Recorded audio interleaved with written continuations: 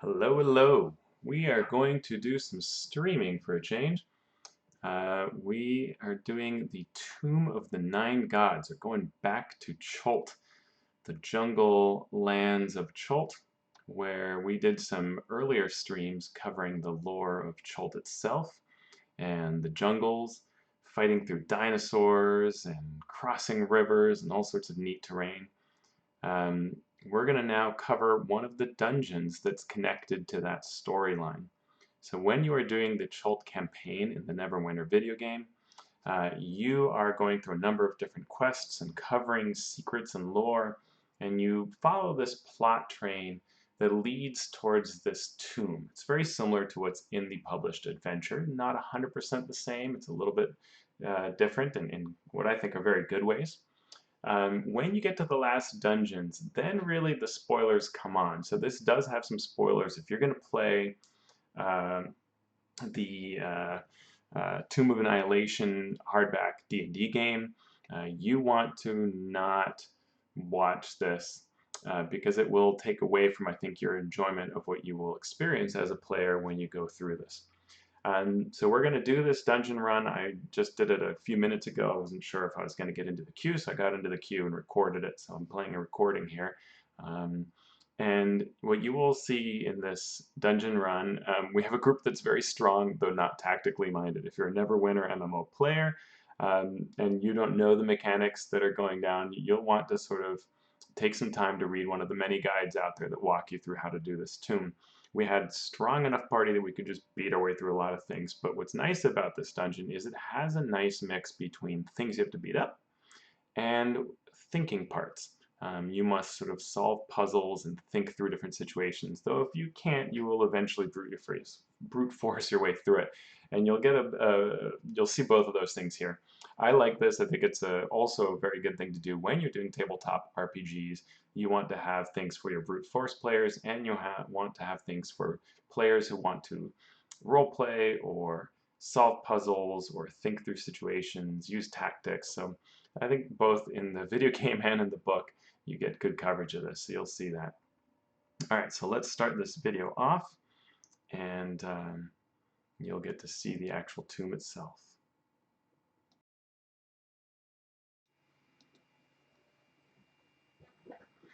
All right, we are going to record Tomb of the Nine Gods. This is one of two parts that completes as a dungeon the storyline of the Tomb of the Apocalypse, or Tomb of Apocalypse, sorry, of the Tomb of Annihilation storyline. And we start by having to find out which of the locations here leads to the tomb. And when we see that double face, as we do, we know we've found the right one. So we know it's this way. And looks like the rest of the party maybe doesn't quite know this. We'll see. This is a random party that I'm grouped with.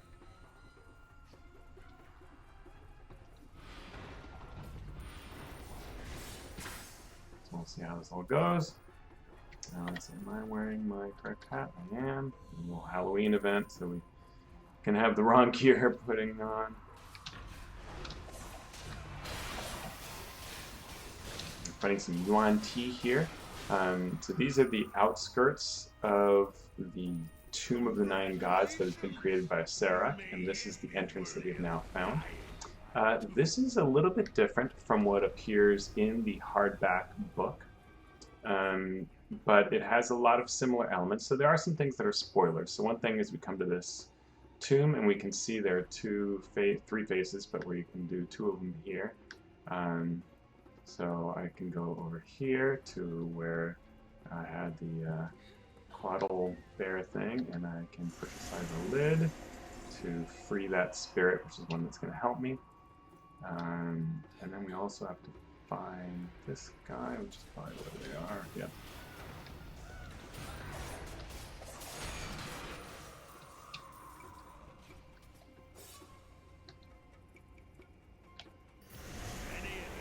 Once we do that, the opening is created to take us further into the tomb. As often happens with pickup groups where people know very different things, we have three of us here, and two people who are probably lost and don't know where they are.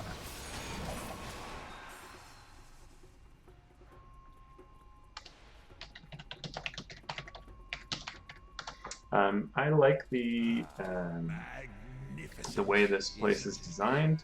This is a really cool dungeon, very cool looking. These people are coming. It looks like they are slowly moving towards us. This is a really beautiful place here. You can see this amazing architecture here, which is also found in the adventure. And later we're going to end up on that far platform you can see there. Really quite amazing. So the center is a little different than what we have in the adventure, but there are some common elements. Really incredibly looking. Incredible how it looks, and you can see some aspects there of different areas of the tomb, and we're going to work our way down the levels. So yeah, there's also some awesome art that comes from the book. There are spoilers here, particularly related to what we're going to see just with the general concept of what's going on. So this is one neat thing is that they add some traps here, so a personal potion, and then they cannot see what color they are. So once they transform, we have to tell them what color they are so they know where to go. What they see and we don't is that there are 6 different shapes there on those different pedestals, like the one that they just went to, that are colored. So I'm typing to them, you know, orange. Now they know to go to the orange location, and that solves it. So we have to work together as a team, even though we can't see quite what the other person is doing. Green. So if you are that person, it's kind of fun. You drink it and you don't see what creature you are, but you see all the other ones show up on the 6 pedestals, so we work together.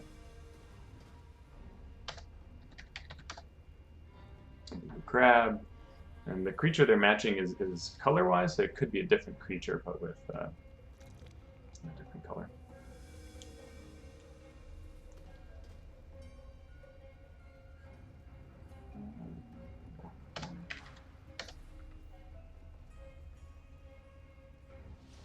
Alright, we got 1 player back, missing 1. Purple.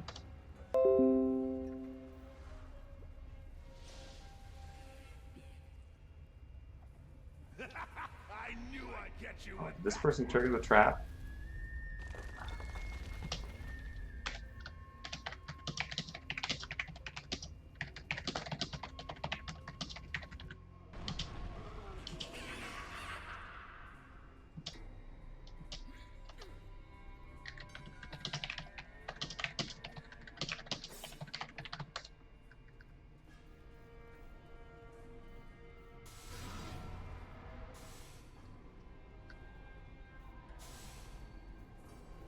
So unfortunately we failed that because this person didn't know what they're doing, ran ahead, sort of finally caught up to us. We're just about to complete it. And so when you don't complete a puzzle, you unfortunately then have to do more work, which is not cool. So that was really dumb that we spent all that time solving the puzzle, and then that person went through. So just a general reminder, you know, on these kinds of dungeons, if you play Neverwinter, do look up the guides as to what to do for these dungeon runs, because it's a pain to know the event and have people who don't know it at all. It's kind of your job to know, especially if you're going through a queue. You know what all the dungeons are in the queue. You've seen them, so. It's a known quantity that you're going to have to deal with these various things. So learn the dungeon, know what to do. It avoids hard feelings, and people get really mad at each other.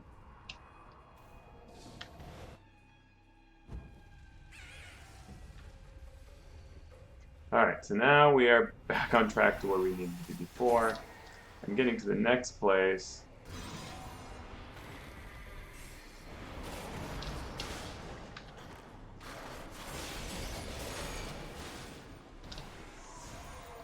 continue the infighting. So the idea here is that this central area, this is different than anything you'll find in the published adventure. This central area is, I think, worshipped by Orcus cults that follow the undead. We have to defeat the various groups that are here worshipping this. The hardest thing here, there's some wraiths that can really drain a lot of life out of you, and they sort of sit there, they move away from you and drain, as you saw happen with Spike there. They drain life out of you, and someone has to go kill it before it drains you completely. So now we get to this part here, and there are 3 keys. They do different things. The leftmost, you get a bunch of hit points, but you can't be healed. You have to sort of intercept things. 1, you do less damage to Orcus. It's really kind of lame in the middle. And the right one is that you deal more damage to Orcus. So I do not want it.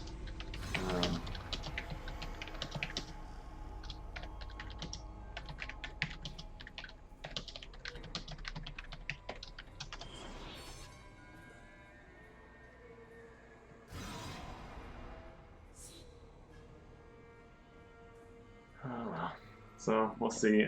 There is a strategy to this because the person who deals the most damage to Orcus, obviously, like that's a big deal. This is an avatar of Orcus, by the way, not Orcus himself. You know, that person really wants to be focused on what they're doing.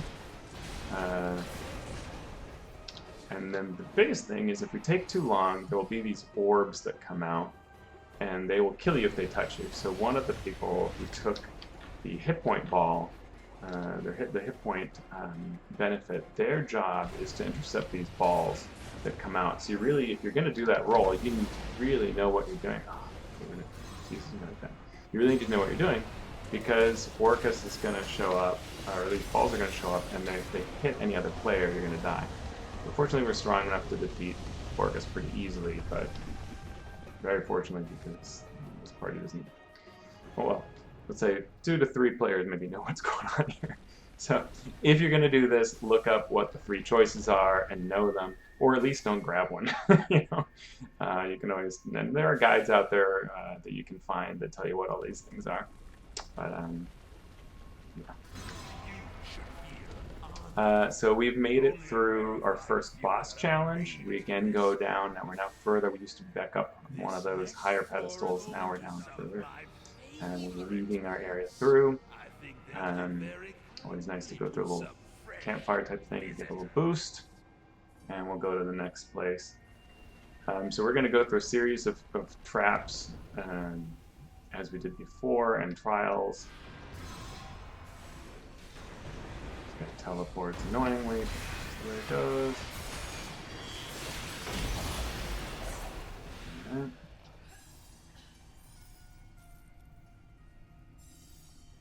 Fortunately, we do have some fairly strong people in the party, so when the blunt damage is focused on the correct direction, we are doing quite well as a party, even if we don't know what we're doing or why. I think that's one of the biggest things that this game suffers from. You know, with the D&D table, you can always stop and say, hey, everybody, you know, let's, you know, we've got some people who just want to blow things up. We have some people who want to talk. Let's figure it out. This is one of the hardest puzzles. I don't know this one.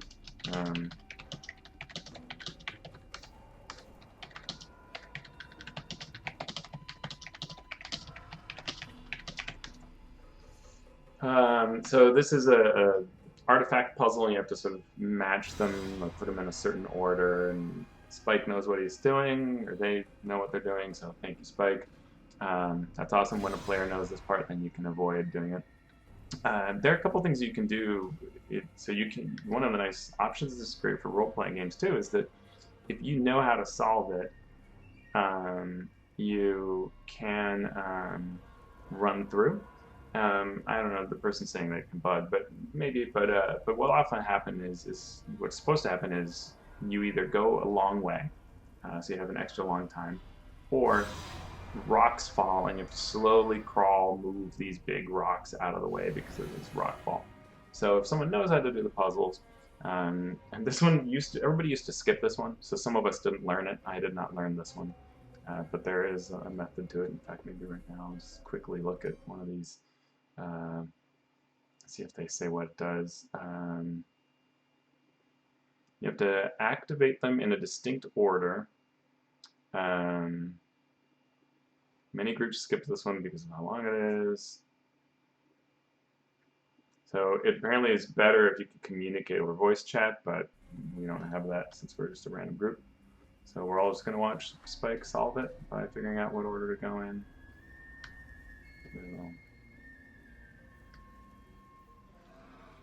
Okay, it looks like we're triggering it. Spike gave up.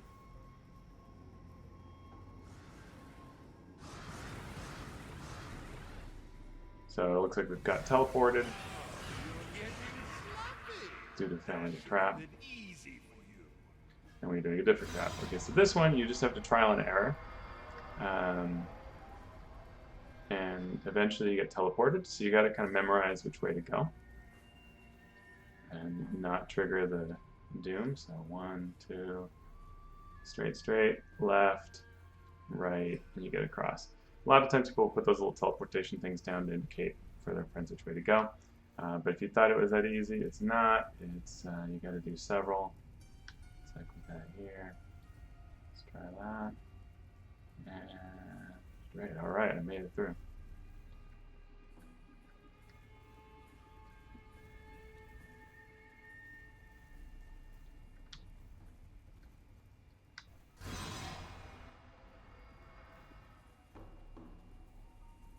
So it's 3 in a row, and no. Cool. So that's we got a second chance at the puzzle, got another puzzle, and now we move on. This part can be kind of fun. It's just, I like the idea that it's like just this sort of like. This is hard, by the way. So it's kind of this neat jungle scene that's broken through, and there are these different types. They're randomly chosen which ones you get, but there are different dinosaurs that show up, and you've got to fight them. I think they're random. Once you've defeated those, you can climb back out through this rotted rope bridge and get to the next zone. Spirit Terrarium, they call it. Okay.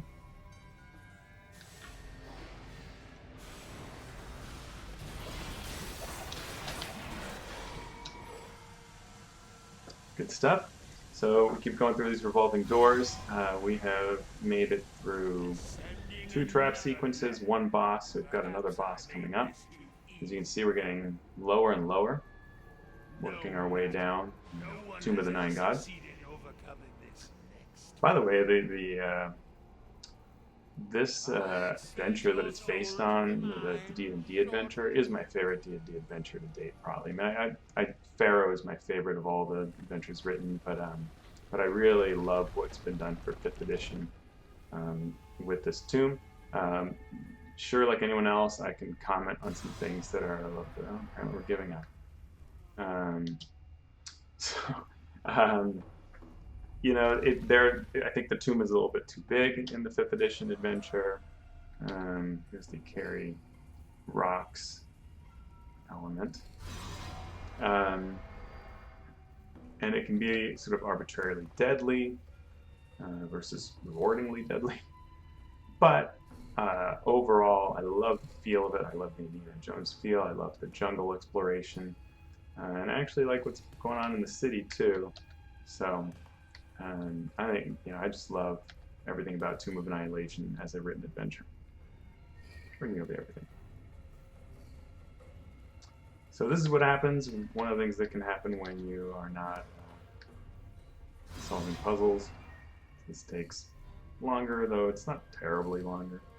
But I just find it boring. I think it's better to try and solve puzzles.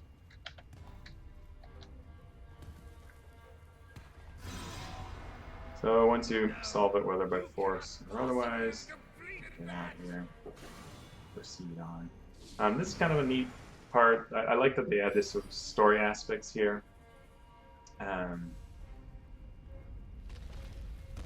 That's kind of fun. The idea that a dinosaur...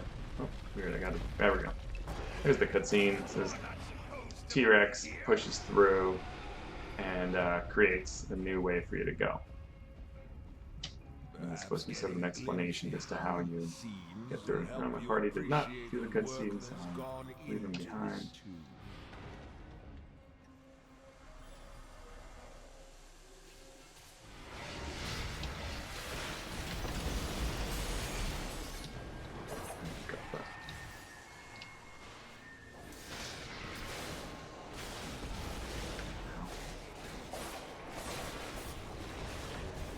Bone golems, wraiths, whites, tons of undead in this place.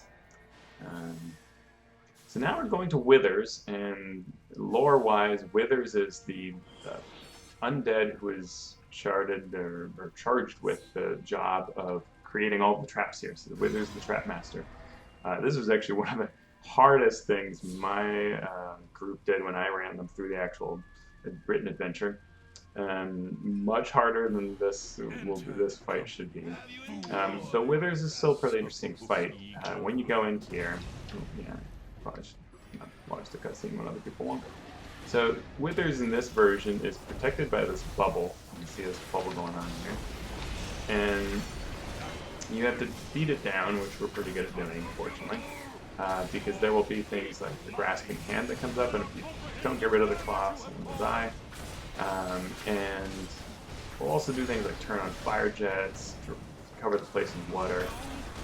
We are pretty strong, so we are able to do this way faster than we used to back in the day when we weren't as geared up as we are today, because there's always this escalation of characters getting stronger and stronger.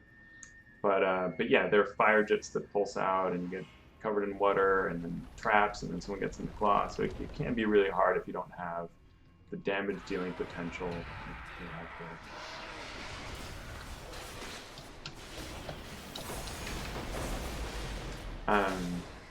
I like the idea that you're sort of going behind the scenes. You're like backstage working through after you kill Withers, which is sort of mimics what's going on in the adventure, which I think is just such a cool idea. Like behind the scenes, the person who runs the traps, since you're going through like the backroom corridors. This is kind of fun. There are all these dwarves. If you attack them, as someone did, then you have to fight. But you don't actually have to fight them because they are tomb dwarves, and their only thing they care about is fixing up the tomb. So you do not have to fight them. But if you attack even one of them, then they will attack you, and you have to kill all of them. Now we've reached the end. This is the final battle. And here they deviate again from the story because there's going to be a part 2 where we actually face off against the Serac. Here what we're going to do is we're going to go to this Ziggurat at the top, and there a Serac has brought back to life. He's brought back to life a foe that we met before that was a Yuan Ti, who also features in the adventure. So I'm not going to give too many details, but it's kind of neat. Rasmi C, this Yuan Ti who's undead, has been brought back to life by Serac to face us as sort of a final challenge. This group just bickers and bickers and bickers. But here we go. The finale of Tomb of the Nine Gods. We step on here and we come on to the Ziggurat. And one thing about Rasmi C is this does require a good tank because Rasmi C is no joke when it comes to the damage that you can dish. Also, a Serac is in place. If you saw those spectral hands, a Serac is going to tilt this entire board towards him. And you go off the edge if you don't understand what's going on mechanics-wise. The other thing that's going to happen is that at various points, there is Rasmi C summons these things, and if you can't take them out, it's a huge problem. Because they charge up the Soulmonger, which is this device that, so here they go. Try to do this.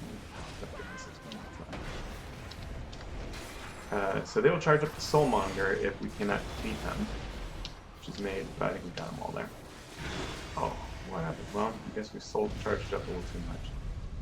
Let's see if someone will raise me.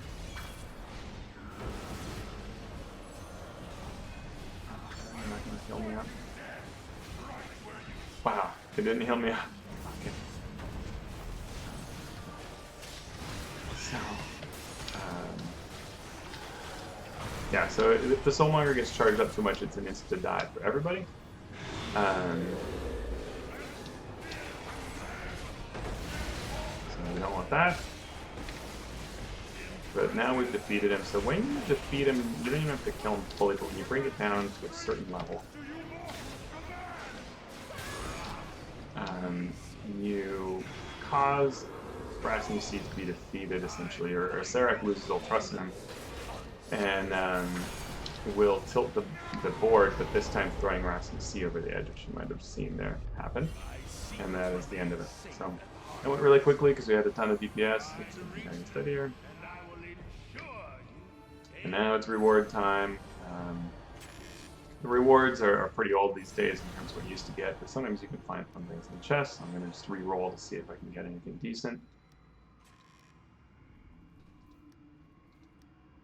But that's really it. This last part is really about killing off those souls and avoiding, if you're not the tank, avoiding being the central target of Rest and See when you're kind of hurt. And once you know those mechanics, it's not too hard. That's good. Changing Stone, I will accept that. That's it. Tomb of the Nine Gods.